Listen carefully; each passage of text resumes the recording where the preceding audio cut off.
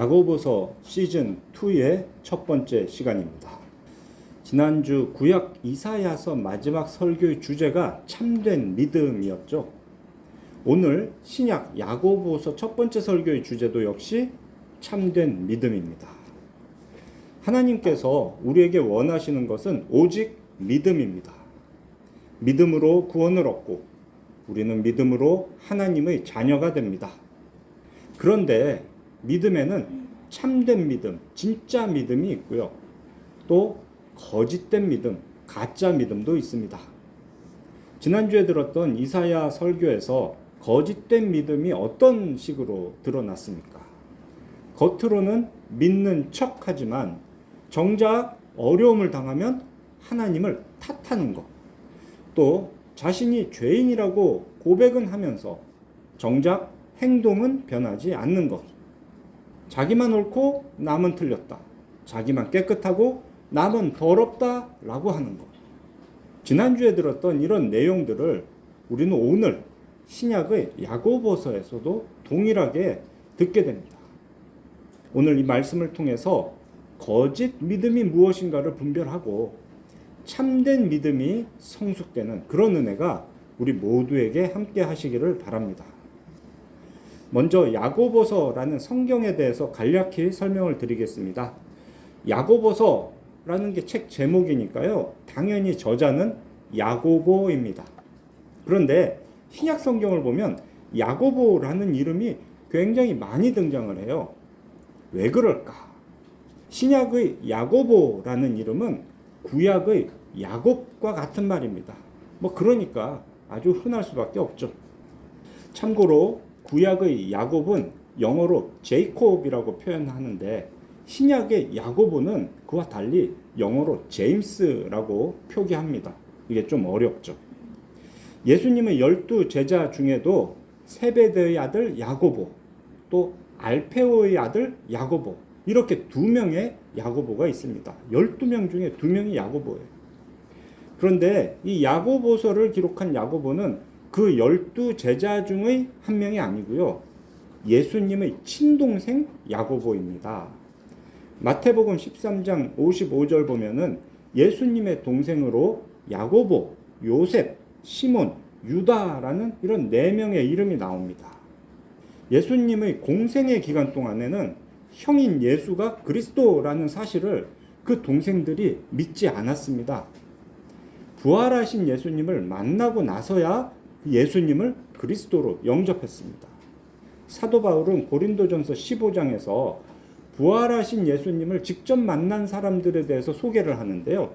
그 중에 7절에 야고보에게 보이셨다라는 말이 있어요. 12 제자는 이미 앞에 5절에서 다 말했기 때문에 이 7절에서 말하는 야고보는 바로 예수님의 친동생 야고보라는 것을 알 수가 있죠. 그 뒤로 오순절 성령 강림 때 그 야고보는 예루살렘의 한 방에서 다른 여러 제자들과 함께 기도하면서 성령님의 역사를 체험했습니다. 사도행전 12장 17절 보면 베드로가 감옥에서 풀려난 이야기가 나와요. 그때 베드로가 야고보와 형제들에게 예루살렘 교회를 부탁하고 자기는 다른 곳으로 떠났다, 이런 기록도 있습니다. 그때가 주후 43년 정도인데요. 그 뒤로 야고보는 이제 예루살렘 교회의 지도자가 되었죠. 주후 49년경에 예루살렘 공회에 대한 기록이 사도행전 15장 그리고 갈라디아서 1장에 나오는데 갈라디아서 1장 19절 그리고 2장 9절을 보면 야고보가 어느덧 베드로와 요한과 함께 예루살렘 교회의 기둥과 같은 역할을 한다라는 것을 알 수가 있습니다. 그렇게 예루살렘 교회를 지키던 야고보는 주후 62년에 순교합니다. 그가 어떻게 죽었을까? 유대 역사가 요세푸스의 기록에 따르면 유대 종교 지도자들의 최고 회의인 사내들인 공회에서 직접 야고보를 돌로 쳐 죽였다라고 합니다. 잠깐 우리 야고보서 1장 1절을 좀 보시겠어요? 야고보서 1장 1절 이렇게 시작하죠. 하나님과 주 예수 그리스도의 종 야고보는 흩어져 있는 12지파에게 문안하노라. 12지파라고 표현을 합니다. 이 12지파라는 것은 유대 민족을 상징하는 표현이에요. 이처럼 야고보는 자기 동족 유대인을 사랑해서 끝까지 예루살렘을 지키며 복음을 전했습니다. 그런데 그런 야고보가 끝내 예수님을 거부한 유대인들의 손에 죽임을 당한 겁니다. 예수님께서 괜히 이런 유대 종교 지도자들에게 독사의 새끼라는 저주 선포를 했던 것이 아니었습니다. 어쨌든 야고보는 그처럼 흩어져 있는 12지파 유대인들, 그러니까 이스라엘뿐만 아니라 북아프리카, 소아시아, 그리스, 로마 지역 전체에 거주하는 유대인들을 위해서 이 편지를 씁니다. 물론 이 편지를 처음 받아 읽는 사람들은 유대인 중에서도 이미 예수 그리스도를 믿는 그런 성도들이죠. 이처럼 유대인을 위해서 편지를 쓰는 야고보는 마치 구약 성경의 잠언과 비슷한 방식으로 신앙인의 삶에 대한 직접적인 교훈을 전해주고 있습니다. 유대인들이 가장 이해하기 쉬운 방식으로 글을 쓴 거예요. 구약의 잠언을 보면 1장을 딱 보면 전부 다 지혜에 대한 말씀입니다. 지혜와 훈계를 알게 한다. 지혜롭게 행할 일들이다. 심지어는 지혜가 거리에서 부른다라는 식으로까지 표현을 했어요. 야고보서의 시작도 보세요. 1장 5절. 너희 중에 누구든지 지혜가 부족하거든 모든 사람에게 후히 주시고 꾸짖지 아니하시는 하나님께 구하라. 그리하면 주실 것이다. 무엇을 주신다고요? 지혜를 주신다. 마치 구약의 잠언이 지혜에 대한 말씀이었던 것처럼 오늘 우리가 보고 있는 야고보서도 신약에서 잠언과 같은 그런 지혜의 편지인 겁니다. 그래서 야고보서를 신약의 잠언이다. 이렇게 말들을 합니다. 이 뒤로 이어지는 모든 야고보서의 내용들이 바로 그 하나님께서 주시는 지혜를 말하고 있는 거예요. 잠언을 보시면 여러 가지 교훈이 특별한 규칙성이 없이 막 나열되는 것처럼 보이잖아요. 야고보서도 그렇습니다. 여러 주제에 대해서 특별한 규칙이 없이 나열이 됩니다.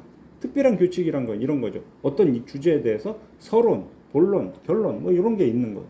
근데 야고보서는 그런 구조가 없습니다. 마치 잠언처럼. 그게 유대인들이 아주 이해하기 좋은 방식이었던 거죠. 오늘은 그런 참된 믿음을 보여주는 여러 주제 중에서도 특별히 믿음의 말과 행함에 대해서 묵상을 하고자 합니다. 첫 문장인 19절을 보세요.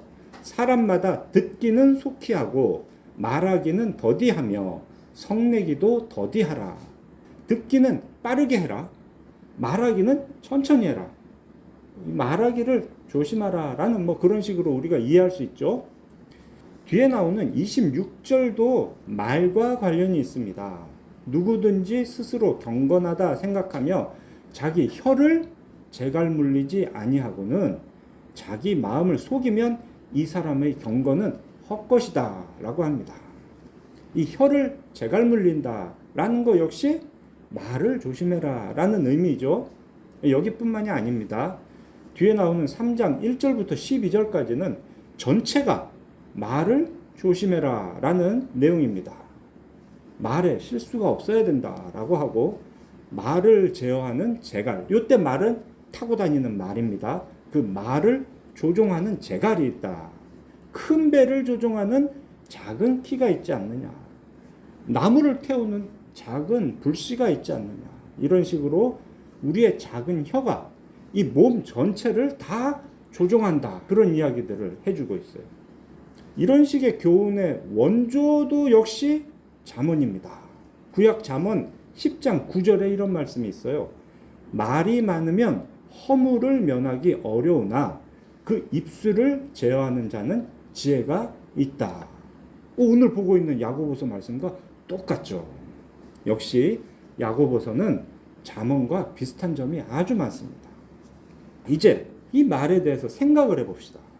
말하기를 천천히 하라, 신중하게 하라 라는 것이나 혀를 재갈 물리라 라는 것이나 또 혀가 몸 전체에서 제일 중요한데 그 혀 제어하는 게 그렇게 어렵다라고 하는 것이나 이런 모든 말씀의 핵심이 무엇일까요? 단순하게 생각하면 말을 적게 해라 라고 들리죠. 그러면 아예 말을 하지 않는 것이 최고로 잘하는 것이다 라고도 생각할 수 있습니다. 사실 성경 말고 다른 모든 세상의 교훈은 다 그 얘기를 합니다. 동서양을 막론하고 이런 속담이 있어요. 침묵은 금이다. 그런데 이 성경 야고보서에 기록된 교훈이 그처럼 단순히 말을 하지 말라라는 것을 우리에게 가르쳐 줄까요? 말하다 보면 싸움만 일어나니까 차라리 그냥 입 다물고 살아라. 이것이 진짜 지혜로운 생활 방식일까요?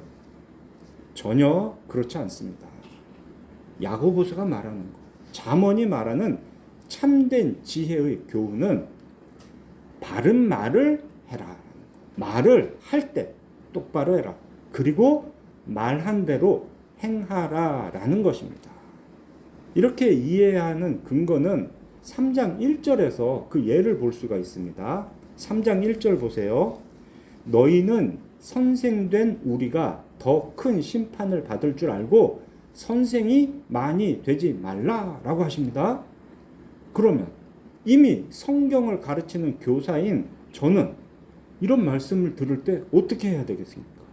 선생된 사람이 더 큰 심판 받을 거니까 말씀을 가르치는 이 목사를 그만둬야 할까요? 제 딸들에겐 결코 선생이 되지 말라고 해야 할까요? 전혀 그렇지 않습니다. 이미 저는 목사로 세움을 받았으니까 말씀을 제대로 가르치기 위해 더 열심히 배우고 연구하고 기도해야 되는 거예요. 더 좋은 말씀의 선생이 되기 위해 최선을 다해야 되는 겁니다. 그게 이 말씀을 듣는 성도의 자세인 거예요. 3장 1절은 그렇게 이해해야 합니다. 선생되지 말라라는 것이 아니고 선생 되려면 좋은 선생 되라. 가르치려면 잘 가르쳐라. 이렇게 이해해야 되는 거죠. 오늘 본문 19절에서 듣기는 속히 하고 말하기는 더디하며 성내기도 더디하라 라는 것도 그런 의미로 이해해야 됩니다. 성급하게 말하기 전에 썽을 버럭 내기 전에 먼저 잘 들으라는 거예요. 그럼 무엇을 들어야 할까요?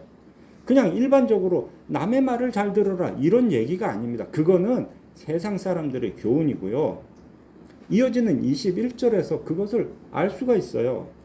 그러므로 모든 더러운 것과 넘치는 악을 버리고 너희 영혼을 능히 구원할 바 마음에 심어진 말씀을 온유함으로 받으라. 이걸 들으라는 거예요. 마음에 심어진 말씀. 우리의 영혼을 능히 구원할 수 있는 그 말씀을 온유함으로 받는 거. 이게 말씀을 잘 듣는 겁니다. 마음에 심어졌다라고 하는데 그것은 사도들을 통해서 우리가 이미 알고 있는 것이다. 그런 의미예요. 사도들이 전한 구원의 능력이 있는 말씀. 18절의 표현을 따르자면 진리의 말씀. 그 말씀을 온유함으로 받는 것. 그게 말씀을 잘 듣는 겁니다. 여기서 일이 진행되는 순서도 좀 눈여겨봐야 되겠습니다. 성도가 먼저 할 일은 이거예요. 모든 더러운 것과 넘치는 악을 내버리는 것. 마치 입고 있는 더러운 옷을 벗어버리는 것. 그런 일을 먼저 해야 됩니다. 그러면 우리 안에 계신 성령께서 우리를 도우셔서 이 말씀을 잘 듣게 해주시고 들을 때 깨닫게 해주시는 거예요. 그렇게 진리의 말씀, 구원의 말씀을 온유함으로 받을 수 있게 해주십니다. 다음으로 22절을 봅시다. 너희는 말씀을 행하는 자가 되고 듣기만 해서 자신을 속이는 자가 되지 말라. 구원의 능력이 있는 그 말씀, 진리의 말씀을 들었으면 그걸 듣고 성령님의 도우심으로 깨달았으면 그냥 가만히 있지 말고 그 말씀대로 행하라 하시죠. 25절을 보면 말씀에 대해서 또 이렇게 표현하죠. 자유롭게 하는 온전한 율법이다 라고요. 그러니 말씀을 행한다라는 것은 율법을 지켜 행하는 것과 같은 거예요. 들은 말씀을 행하지 않는 자를 22절에서는 자기를 속이는 자다 이렇게 표현하죠. 잠깐 이 속이는 일, 사기라는 범죄에 대해서 생각을 좀 해봅시다. 범죄에는 항상 가해자와 피해자가 있죠. 그들은 결국 어떻게 될까? 남을 속인 가해자, 사기꾼은 분명 처벌을 받을 것입니다. 그리고 그 사기꾼에게 속은 피해자는 손해를 봅니다. 그렇다면 자기가 자신을 속인 사람은 어떻게 될까요? 자기가 속이는 가해자니까 분명 처벌을 받겠죠. 동시에 자기가 속는 피해자니까 손해도 봅니다. 처벌도 당하고 손해도 보고 그걸 다 자기가 하는 거. 그게 자기가 자신을 속이는 일입니다. 완전 최악의 결과를 만드는 것이 스스로 자기를 속이는 일입니다. 말씀을 듣기만 하고 행하지 않는 사람, 자유롭게 하는 온전한 율법을 들어 알면서 실천하지 않는 사람에게는 이렇게 가장 불행한 결과가 기다리고 있다는 거예요. 야고보서는 자신을 속이는 그런 일들, 스스로 자기는 신자다 하면서 신자답지 못한 행동을 하는 일들의 예를 여러 가지로 말해주는데요. 앞에 1장 6절부터 8절 보면 믿음으로 구하면서 동시에 의심하는 경우가 그렇다 합니다. 그런 사람들은 두 마음을 품는 것과 같아서 기도를 해도 응답을 받지 못한다고 그래요. 안타까운 일이죠. 또 본문 바로 앞인 2장 1절부터 8절까지는 사람을 차별하여 대하지 말라라고 합니다. 구원받은 사람이 사람을 차별해서 대하는 것, 이거 자체가 바로 자기를 속이는 일이라는 거예요. 하나님께서 가난한 자를 택하셔서 믿음에 부유하게 하시고 약속하신 하늘나라를 상속으로 받게 하심으로 긍휼을 베풀어 주셨다 하죠. 그런데 그런 은혜를, 그런 긍휼을 입었으면서도 겉모습으로 다른 사람을 차별한다? 그거는 그 자신이 긍휼 없는 심판을 받게 된다고 합니다. 여태껏 내가 받았던 것도 다 뺏기고 마지막에 지옥, 형벌까지 받게 된다는 거예요. 그게 자기를 속이는 사람의 결말입니다.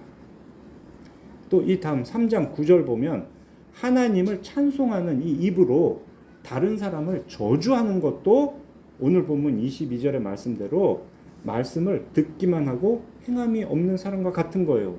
이 사람이 바로 자신을 속이는 사람입니다. 예수님도 이런 말씀을 이미 하셨습니다. 마태복음 7장 26, 27절. 나의 이 말을 듣고 행하지 아니하는 자는 그 집을 모래 위에 지은 어리석은 사람 같으니 비가 내리고 창수가 나고 바람이 불어 그 집에 부딪히매 그 집이 무너져서 무너짐이 심하다라고 하셨습니다. 사도 바울도 비슷한 말을 했어요. 로마서 2장 13절. 하나님 앞에서는 율법을 듣는 자가 의인이 아니고 오직 율법을 행하는 자라야 의롭다 하심을 얻는다라고 이야기를 했습니다.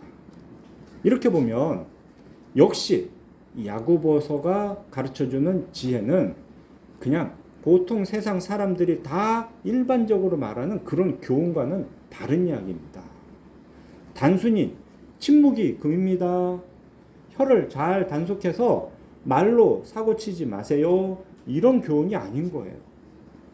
우리를 구원할 능력이 있는 하나님의 말씀을 잘 듣고 그 말씀에 따라서 먼저 말을 하는 게 필요합니다. 그걸 우리는 신앙 고백이라고 하죠. 그렇게 고백을 했으면 그 믿음의 고백에 일치하는 행동을 해야 하는 거죠. 좀 이상한 생각이 드십니까? 오늘 본문 보면 말이 아니고 행동입니다. 뭐 이런 얘기만 하는 것 같아요. 믿음이 나오고 행동이 나온단 말이에요. 그 믿음과 행동 사이에 말이라는 건 아예 없어도 되는 게 아닌가 싶으시죠. 그런데 야고보서도 그렇고 성경 전체를 보면 분명 믿음과 행동 사이에는 우리의 말이 있습니다. 2장 14절 이후로 행함이 없는 믿음은 죽은 것이다 라는 말이 이렇게 길게 나오는데요. 거기서도 중요한 것은 믿음이 있노라 말하면서 행함이 없는 게 문제다, 그 얘기를 하고 있다고요. 앞에 추운 사람이 있어요. 그에게 따뜻하게 해라 라고 말은 하면서 정작 옷을 입혀주지 않는 게 문제라고요.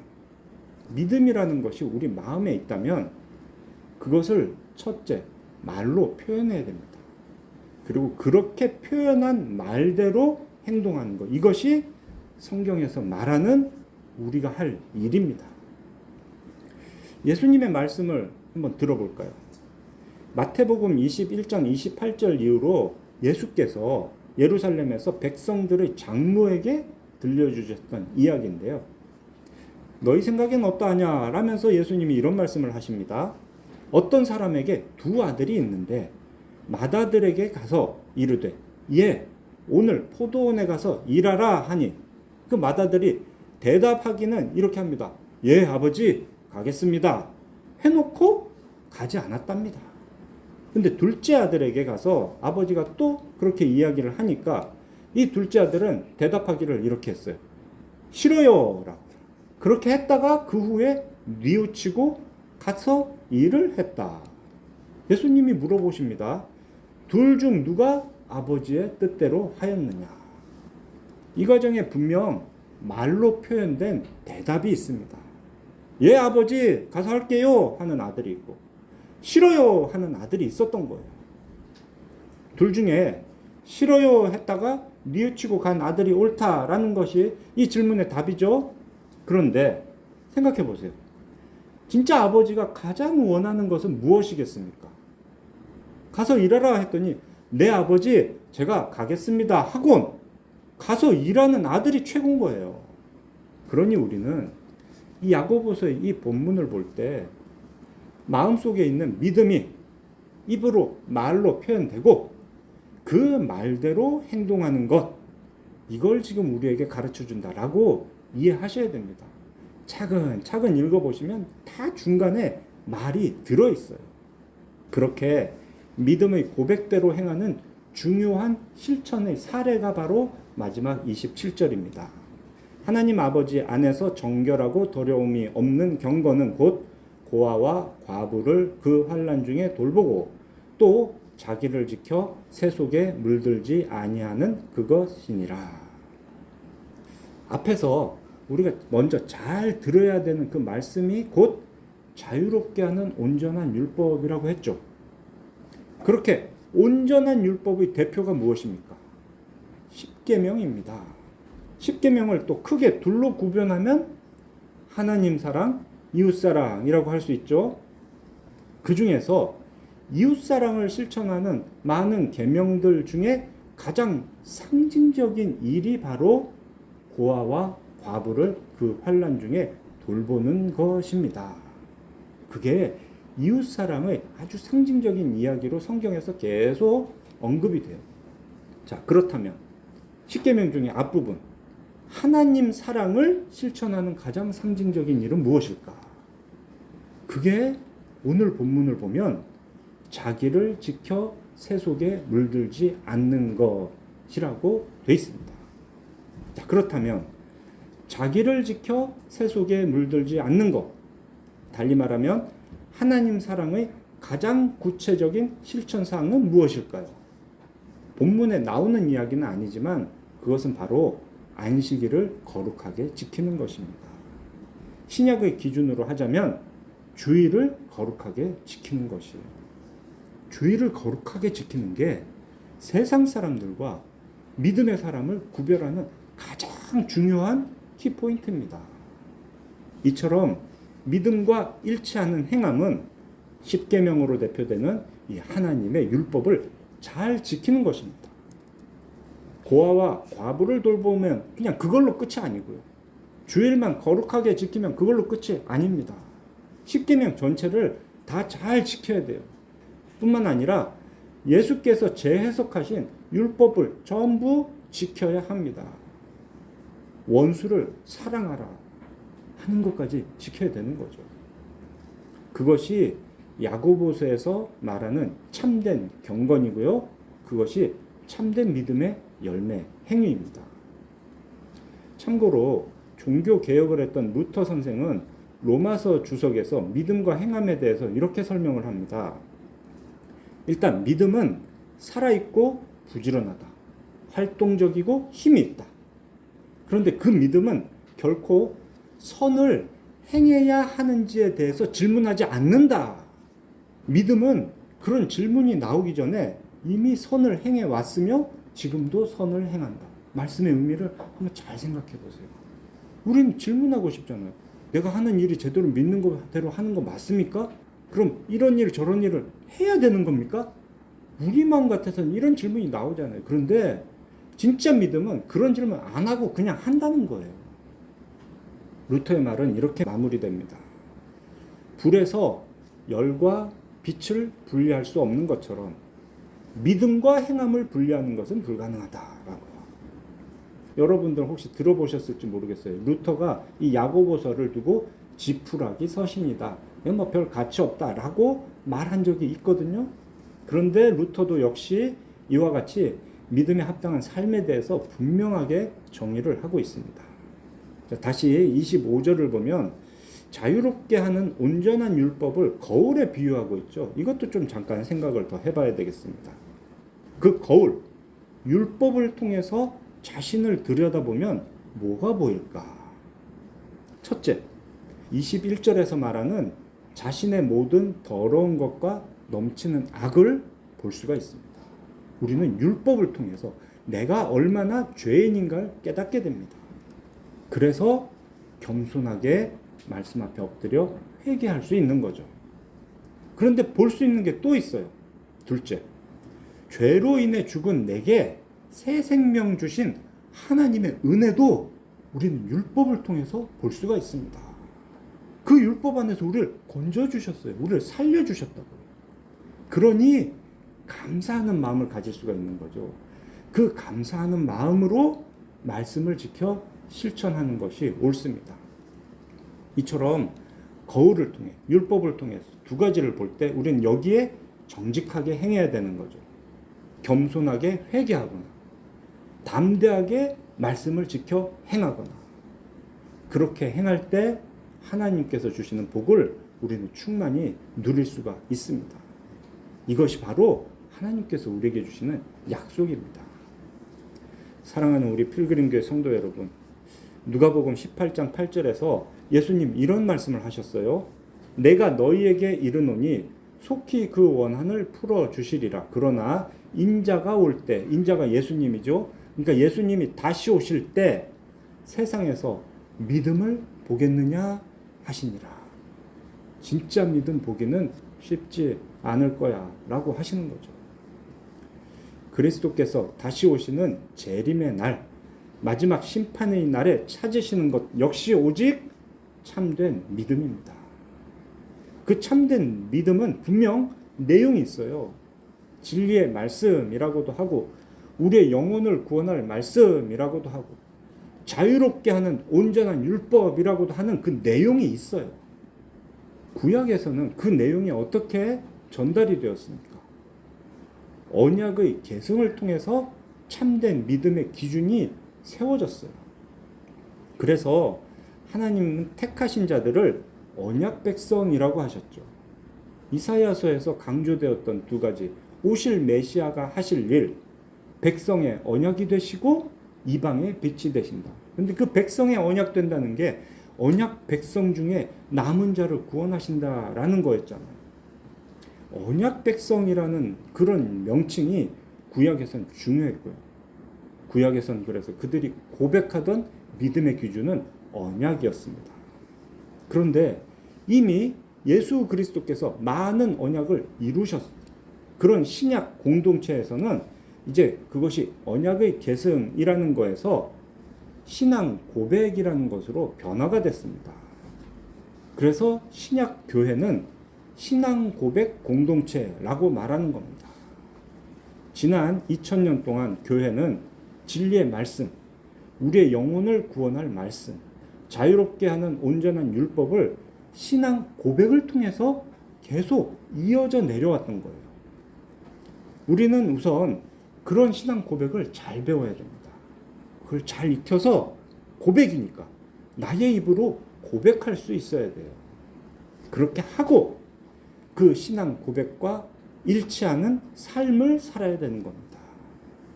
그런데 이게 저절로 되는 것은 아닙니다. 이미 의롭다 여김은 받았지만 아직 온전히 거룩해진 것은 아니기 때문입니다. 우리가 이 육체를 입고 사는 동안에는 여전히 타락한 죄의 본성을 가지고 있습니다. 그래서 우리는 더 간절하게 성령님의 역사하심을 의지해야 됩니다. 모든 더러운 것과 넘치는 악을 버리는 게 우선이다. 그런 더러운 옷을 벗어내는 게 우선이다 했는데요. 우리의 의지로는 그런 것을 내버리는 것, 벗어버리는 것마저도 어렵습니다.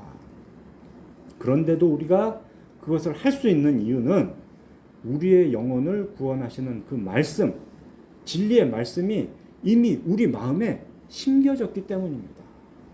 그 말씀은 이런 연약한 우리도 죄에서 해방시키실 능력이 있습니다.